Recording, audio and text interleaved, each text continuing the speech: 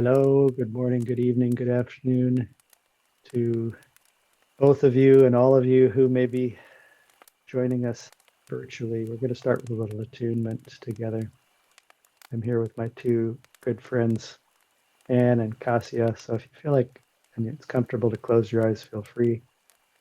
Allow the sensations of the body, allow the sensations of breathing, allow the sensations of thought and feeling to be and to settle. Coming into the body is a real invitation to settle and to open, to take a walk through life, through the woods. We like to start by imagining a walk through the woods. As I can feel my feet stepping down a path in the woods, I can just feel my breath begin to relax a little bit more.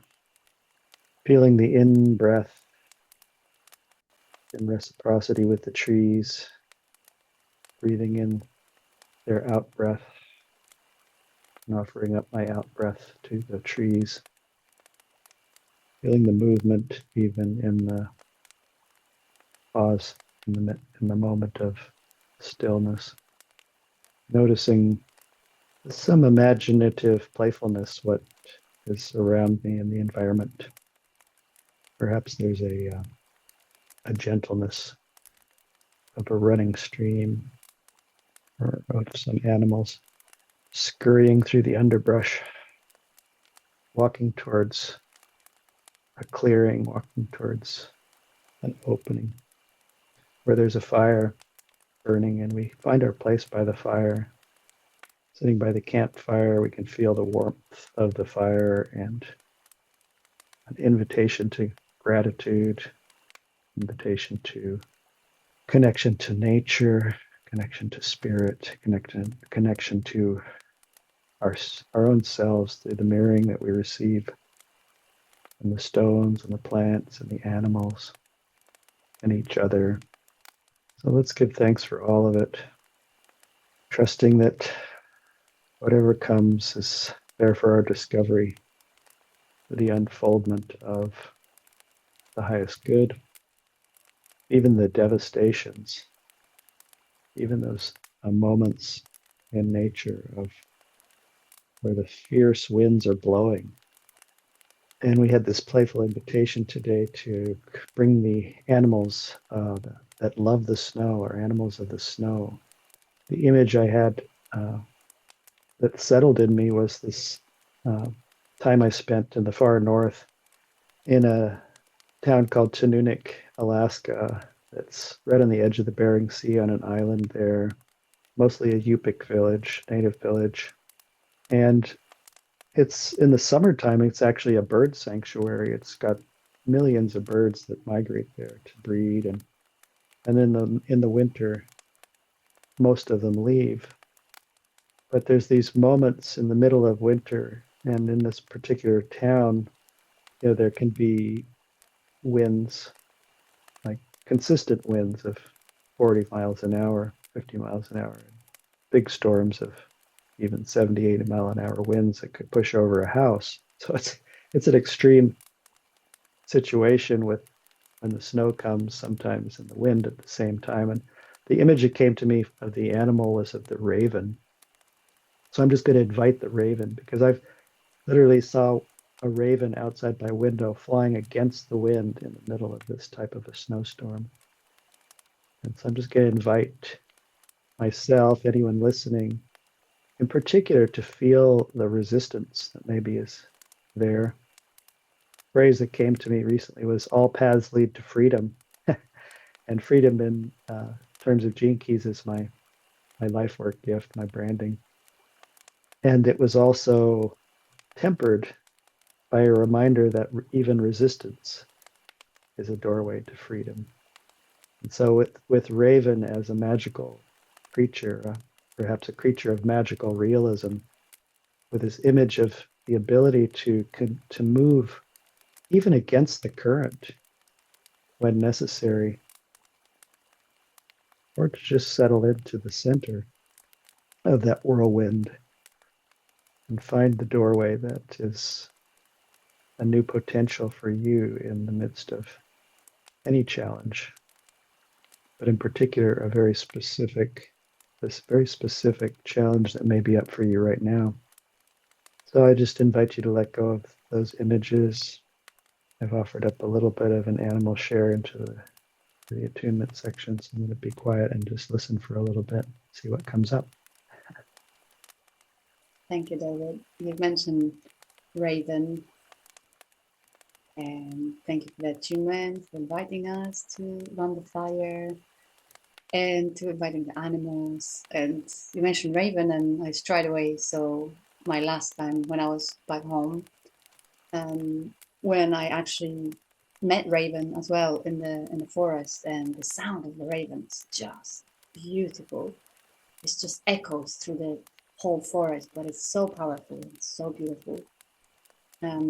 So I just thought it probably I could go next and maybe introduce some of the animals that came to me with this beautiful theme, the snow. I'm actually right now in Poland, in my homeland, charging my roots with my family. And I love being here in the winter. I love the seasonality, but at the moment we are in pretty deep winter. And this year, the whole of Poland's been snowed in a way that I remember when I was a child. And the snow always makes everyone so happy. And somehow with the sun as well, sunny weather, everyone is just, I don't know, maybe just enveloped by some sort of magic. You know, the snow always sparkles with the sun. It just feels like we are surrounded by diamonds. Like, is the nights are very sharp, and and we have a lot of stars, and it's just beautiful. It's just so beautiful. When I arrived, the snow sort of melted a little bit, but it's still very frosty and beautiful and sunny, in this part of Poland where I am. And since I'm at home, I actually was hanging out with my mom and dad and my niece today. And I just asked them, I was just like, I was going to bring birds in general because I'm fascinated how some birds are just going and leaving for the warm climate, and some birds are coming and staying, not leaving, just staying here for the winter. But I actually asked them, and I was more curious what are their favorite.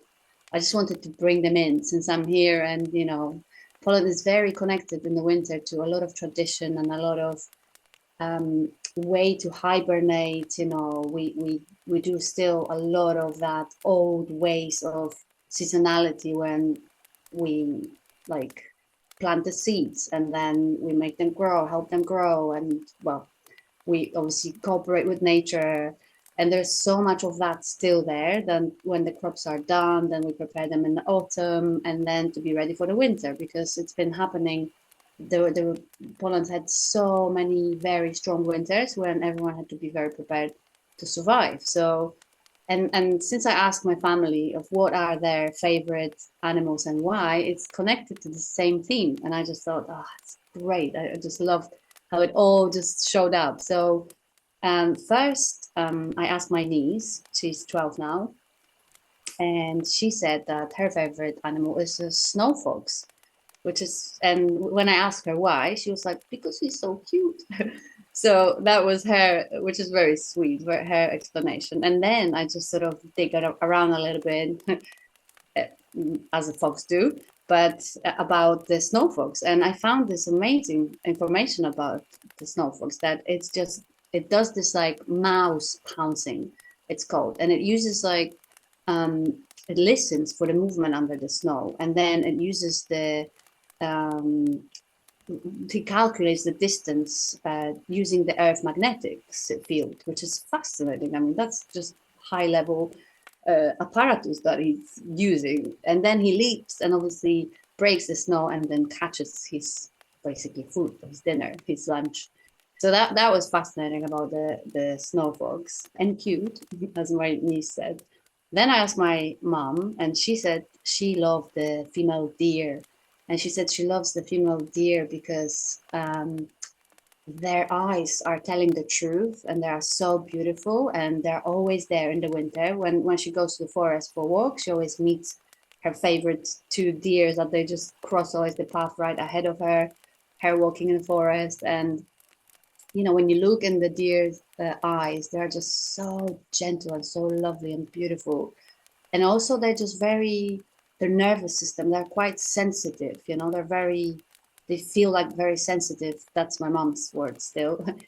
Sensitive systems, which are kind of corresponds to our sensitive system, the ones who feel a lot. And yet they really survive the winter really well, and they're doing it, and that's when I start digging a little again, by slowing their metabolism and to conserve the energy. And the mother deers, they very often run in the zigzags in the snow just to prevent the predators to go after their little ones. So it's like, for such a beautiful, very quite sensitive, fragile sort of animal, they're just so resilient, really, within their surviving of the winter.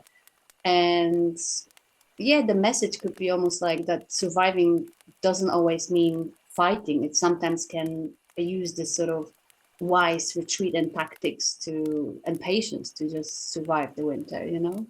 So that's that one. And then last and not least, we've had the bear before, but my dad's favorite was bear. And when I asked him why, he said because bears are so resilient. So they just hibernate for the winter. They don't eat, they don't drink, and yet for months, and yet they survive. Their muscles don't waste away.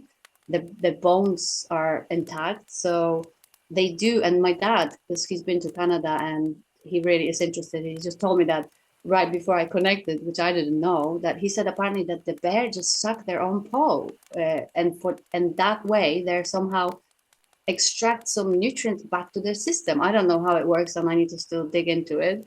But he being there, find out, because he's very curious cat, and he just asks a lot of questions. When he travels, he loves to get to know all the facts. So that's another thing that he brought to the table. And I mean, bears, it's beautiful. It's like such a big animal hibernating for the winter in such an amazing way. And I've found out somewhere that scientists are trying to figure out what's the mechanism behind that, so we can help people with osteoporosis, and to find out how come they don't have the bone loss, for example, or the muscle waste. So that was another amazing way of another animal to survive the winter. And the message could be also, which I love that one from the bear, that I just was sitting with it, and it's like that deep rest, it's not weakness, it's actually strength and regeneration. And I really feel I am a huge advocate for the let's just slow down, for this part of the earth when we have winter. Let's just follow the cycle of nature, and observe, like, yes, some animals are still active and they're out there and it's still beautiful to see them, but everyone is just a little bit, metabolism is slower, everything is just a little bit quieter.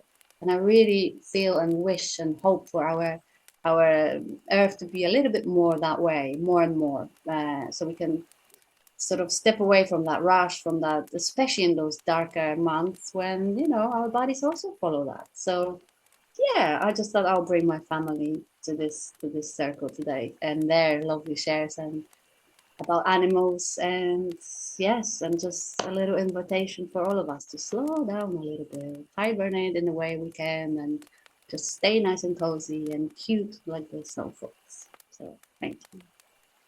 Thank you for all the shares and bringing up everything. Raven, wow. I had a super interesting experience with Raven on the ski hill once when it just came flying straight towards me, and the energetics of it were so incredible. I just felt like they penetrated me. So great love to Raven. I have a little video too that from up at Whistler and the ravens up there. So very fun.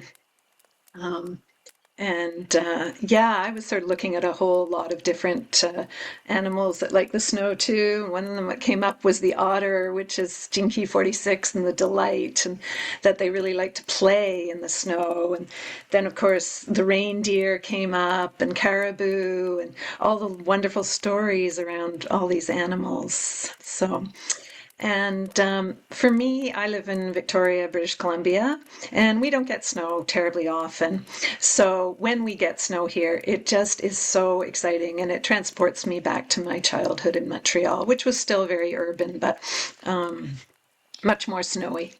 So here, even in our backyard after a snowfall, you see all the different footprints in the snow, and you suddenly get to realize how many animals are moving around at night within your environment that while you sleep. And there's some rabbit prints, and there's some raccoons, and there's some deer, and so we have quite a lot of urban wildlife around. So it's very fun.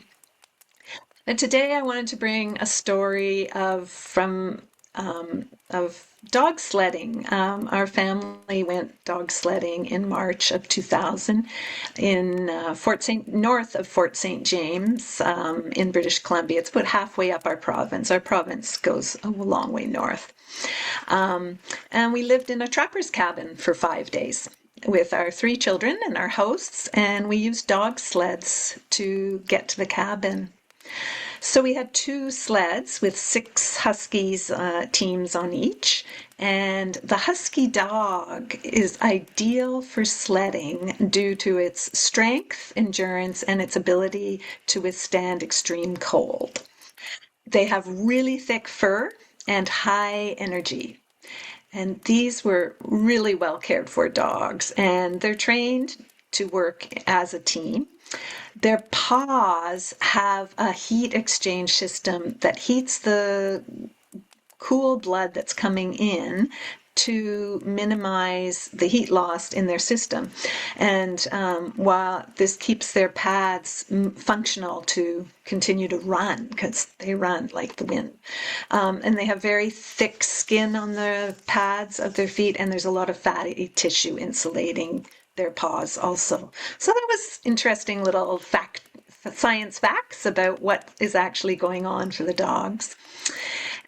So we were transported to our start point in a multi-level trailer that had little slots for the dogs. The sleds were on top, and we were in a big truck.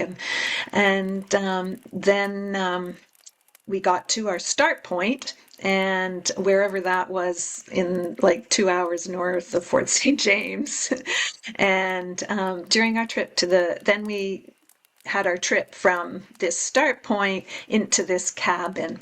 And that time we were passengers in the sleds, and our hosts were the drivers. So it was just magical. The dogs just flew like the wind, and they would grab bits of snow as they were running to quench their thirst. It was really amazing to watch, because it was just in passing, and they would nip at a snowbank and get a little bit of moisture. It was a really magical ride through the forest. So that was a really amazing experience. And then at the cabin, the dogs slept outside, and they would curl into balls to stay warm. And when it snowed overnight, you'd come out, and there would be these big balls of snow all where the dogs were.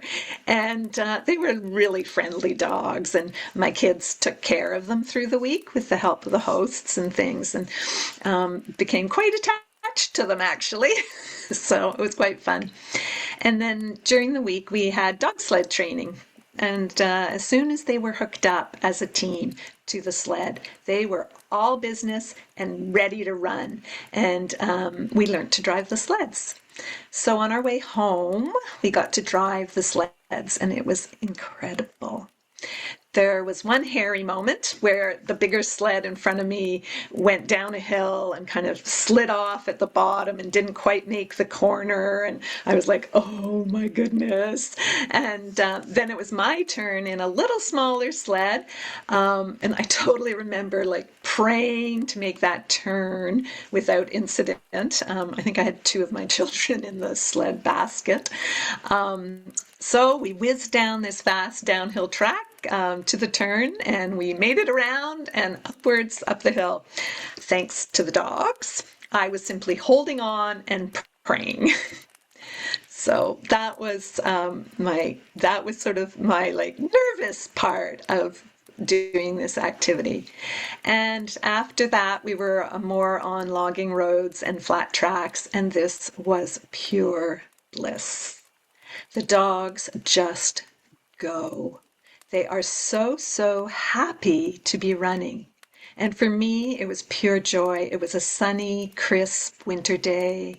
The beauty surrounding me was breathtaking.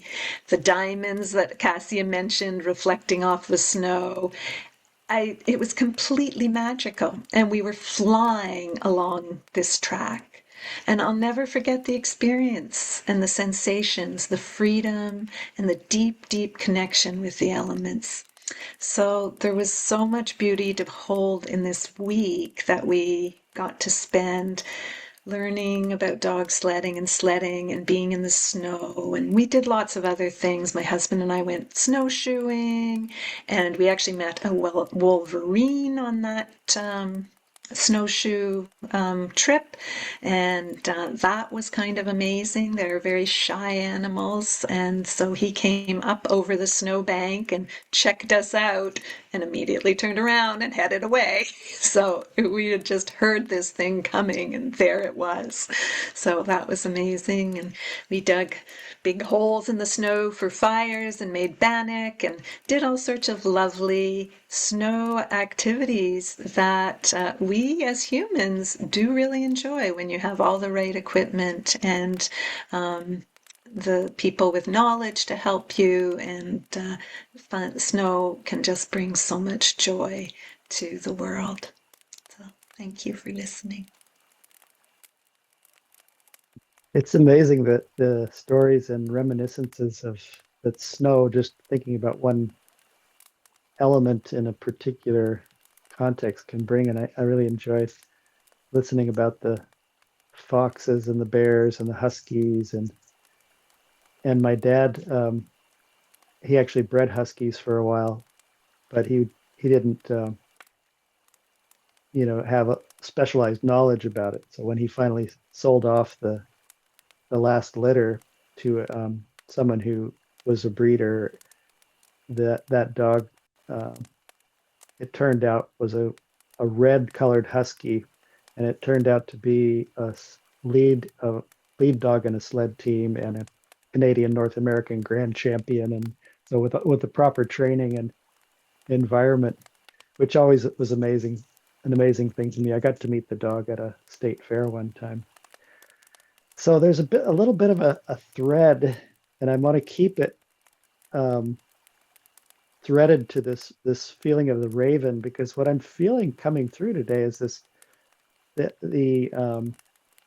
dream arc connection of the raven is this vision of ancestral transfiguration. It's like an alchemy that is a healing essence, I'm going to call it, that moves through family lines and ancestral lines. And so it's interesting to find myself speaking of that memory of my dad, and when I uh, was kind of playfully searching through my writings, my collection of writings on the word snow, I was sharing with my two partners here that a poem came up that my mother wrote. And there are some animals embedded in that poem. And I'm going to share that poem. And then I'll just share a little bit of the raven magic. But her poem is entitled New Snow. And it was written for Jeff, her uh, male counterpart at the time, her lover. And so this is by my mom's name was Dana. She's no longer with us, but she went by the pen name of Dana Laura. So this is from February 5th, 1976. It says, "Snowy day, dogs at play, flute music filling the air, me doing the washing, ablutions, you in my heart, Lita the swan sitting serenely in her liquid pool, giving me most generous messages of love and love lost, but losing like both love and beauty are in the heart of the beholder." and I have beauty, love, and solitude by my own choice. And I say I have what I want, though I appear to be poor, aging soul, with neither power, position, or high status. I hold from the one a boundless love and devotion to freely give those who enter through my transparent barriers of fear and self-suspicion. Snowy day, dogs at play. I with my pen proclaim to all my love for you unconditionally. So I came upon this proclamation of love, which was this is something that I transcribed from one of her handwritten notebooks later on in life, and it somehow it seems to weave with this message of Raven, which is a in the lineage of many of the native lineages, the raven is a carrier of the healing energy because it's this black creature, you know, the void. In fact, in the Yupik in the far north that I mentioned earlier on, you could even go so far to say that the raven is the creator. You know, the creation myth of the Yupik people and those of the high north begins with the raven flying over the waters, and there is no land, and the raven is hungry, and the raven is calling upon these other animals to help, you know, create. And so there's a real teaching there that you know, we can all sit with. And in the last passage from Richard Rudd's writing in the Dream Arc transmission, the raven says, "The great change is upon us. Take heart, for I will return the fire to your soul. Therefore, be one of the first to remember the light hidden in the blackness. The blackness is not you. It is a womb pregnant with vast light. Kindle the flame of truth and love inside your heart. You have a heart as vast as the sun. Stoke your heart. Forgive others and yourself for all. Step into the heart of the Christ and bring this love to earth. Be an ordinary human being. You need not be a Messiah. Your task is to remember your humanity, to laugh, to dance, to celebrate, to be humble again, to be a human, to be among friends. Open then to the new simplicity and let the intensity gently subside as the new dawn softens all the hard edges of your karma and the light of your soul shines once again upon the world. So I feel like that's a beautiful invitation by the raven. And there's a one-liner contemplation given in the Raven from the 64 Ways, which says, "Rare indeed is a human being who finds the courage to look deeply into the nature of his or her suffering." And in all of our lineages, there is suffering. And there's also the reminder that, you know, suffering is grace, which I kind of a beautiful pinprick of spark of contemplation that Mom wrote about Leda the swan, you know, this creature of grace. And so I really am just kind of watching and listening for this now. This where will the magic arise, and where is the magic already? And the I'll share just one paragraph from Raven that I wrote back in 2011. Actually, it was 11/11/11. Raven ushers in the creative genius of the child heart, bringing the fire of passion and desire to the people from the darkness of the void, allowing the great mystery to manifest in a tangible way. as practical magic. Raven, are you there? Yes, I am Raven. I'm so proud of the children of Earth Mother. You have done well to let go of the confining need to understand everything that is occurring around you and within you, and yet to hold the mind with common sense and determination.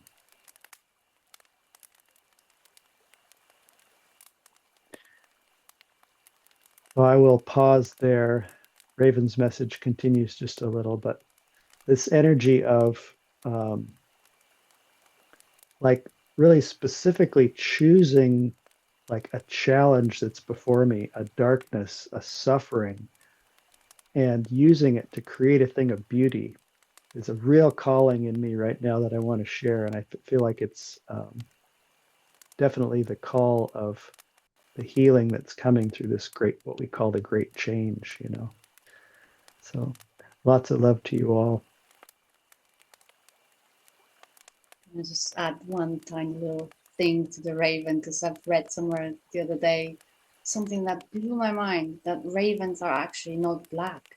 They actually have this incredible iridescent sort of light on their black feathers that we perceive just as black. But when you sometimes look at them when the sun shines on them, or when you find the feather, you know that it's not just black. And that's, I love what you shared about that. In that darkness there is so much light, and that's exactly like beautiful message. Thank you.